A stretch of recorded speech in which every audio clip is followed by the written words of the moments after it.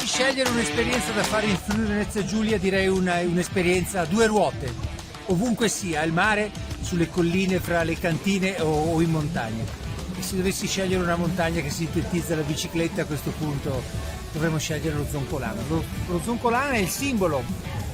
della bicicletta, il simbolo di questa regione, e oggi,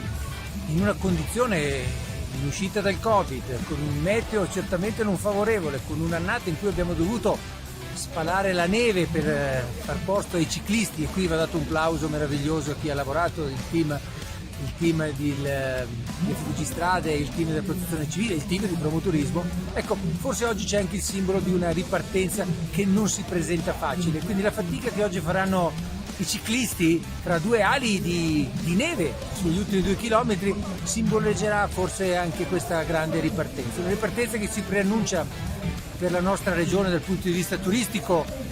forte, importante. Abbiamo riaperto i 25.000 ombrelloni tutti insieme 10 giorni fa sulla spiaggia, e oggi siamo qui a celebrare con questa meravigliosa seduta rosa quello che è anche una visione nuova dei nostri impianti in montagna. Ricordiamo una montagna che deve essere sempre più 365 giorni, e quindi questo è il messaggio che noi da qui passiamo.